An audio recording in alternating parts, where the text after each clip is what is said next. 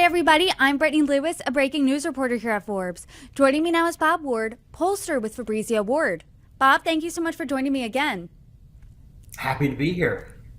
Before you joined me the last time, it was before the cataclysmic shift of this election, but you're joining me now and we're going to talk about it. I want to talk about first a poll that the AARP released in Georgia showing former President Donald Trump beating Vice President Kamala Harris by 2 points. What are some of your takeaways?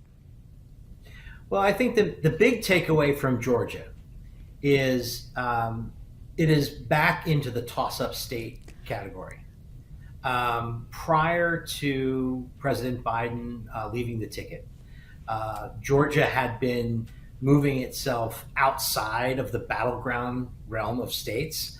It was so close in 2020, but most of the polling averages taken in early July and late June showed former President Trump with about a 5-point lead over President Biden in those races. In this poll that we did for AARP, in the multi-candidate field, we have Trump ahead by a couple points, which is within the margin of error. On the head-to-head between Trump and Kamala Harris, it's tied. So this is an extremely close race in Georgia, and it's rightfully back into the battleground, realm of states. It's an extremely close race, but the AARP poll found that there are major disparities amongst different demographics when it comes to who they support, Harris or Trump. Can you walk us through some of those? Big differences. There are two campaigns for president going on in Georgia. Race plays an enormous issue in a state like Georgia, which is incredibly diverse. It is among the battleground states the most diverse state, the least white state.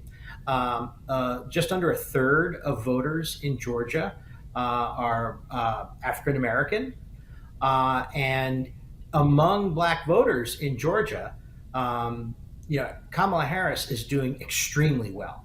Among white voters in Georgia, Donald Trump is doing extremely well. And so there are great disparities, between white voters and Black voters in the state. And just give you some numbers on this. Among white voters, Donald Trump is ahead by 38 points. Among Black voters, Harris is ahead by 70 points. And because there are, nearly 60% of the electorate is white and 31% of the electorate is Black, those disparities bring us to a point where this race is really a toss-up. And it's not as big of a gap, but age, there is a gap with the voters' age in Georgia. Donald Trump's lead widens from 2 points to 8 points among voters who are older than 50. Why do you think that is? Read the tea leaves a bit for us. Yeah, so the age dynamic in Georgia is also very interesting and very different from what we've seen in other battleground states. And again, you have to look at this through a racial lens. Among white voters, there is a correlation between support for Donald Trump and age. As you go up the age cohorts, support for Trump becomes even higher. And so the oldest voters, seniors, those 65 and older, are expressing the widest margins of support for Trump over Harris. Go over to the other side, among Black voters, the opposite is happening. So as you would go, age is also correlated to who you're supporting. And the older you are in the Black voting universe, the more supportive you are for Kamala Harris. And so we have not seen this in other states. So other states we've been polling in, white voters make up a large majority of the electorate. But what we've seen in other states is that as you get older, there is a bulge of Republican support in that 50 to 64-year-old gap, sort of like the tail end of the baby boomers and Gen Xers. But as you got into the seniors, those over 65, support for Republicans tailed off. And in some states, we saw President Biden was ahead with seniors. In this case, we're seeing a direct correlation between support for the presidential candidate and the race you are as age increases. And that's really a unique dynamic that's not happening in other states, other battleground states, excuse me. Within the past 3 weeks, this race, as everyone is aware, has really turned on its head after Trump survived an assassination attempt.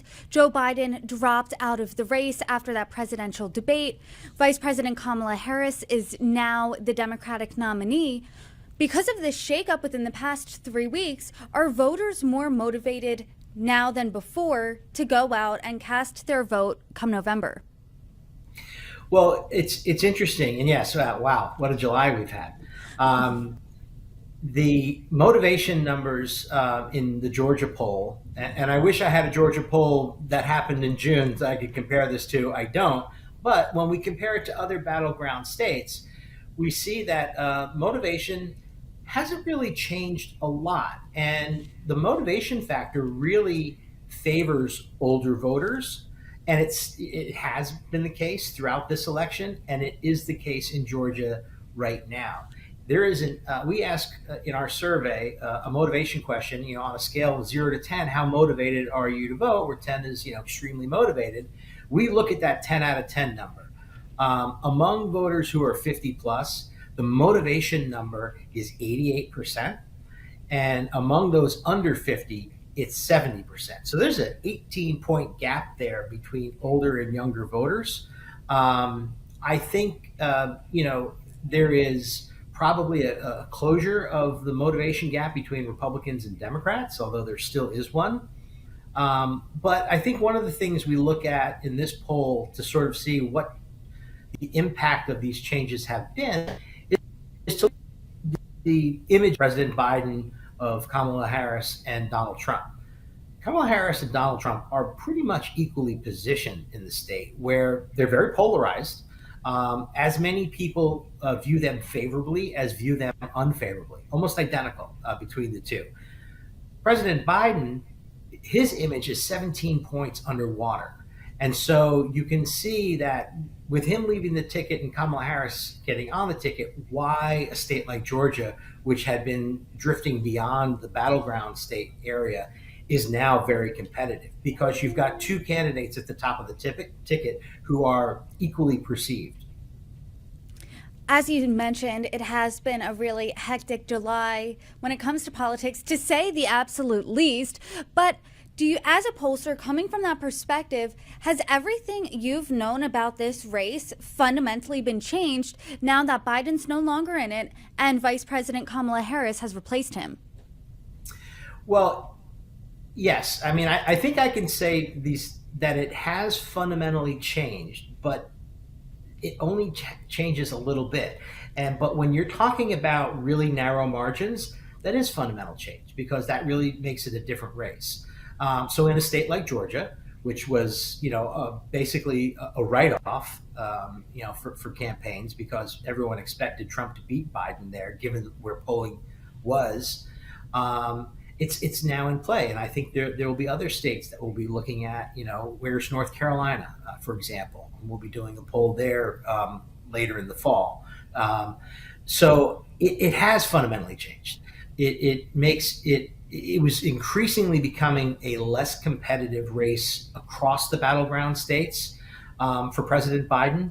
And now that Kamala Harris is at the head of the ticket, it has recharged and reset this race into a very, very competitive landscape. When you're looking at these numbers specifically coming out of Georgia, what are you looking out for between now and November? Well, so one of the things that we're seeing in Georgia is I mentioned that the black vote is very much behind Kamala Harris. However,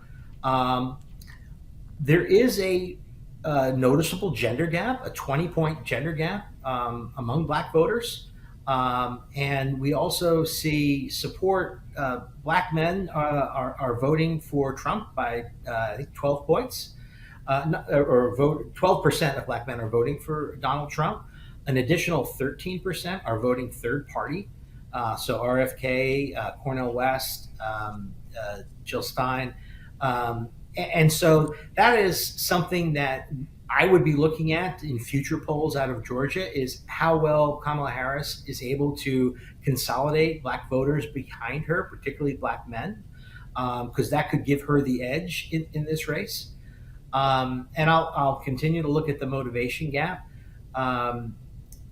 It is, it's still favoring older voters, but again, older voters are not a monolith, and white voters and Black voters are operating, seeing this race very differently. So we'll be looking to see if that closes as well, because in Georgia, there is high support for Harris among younger voters.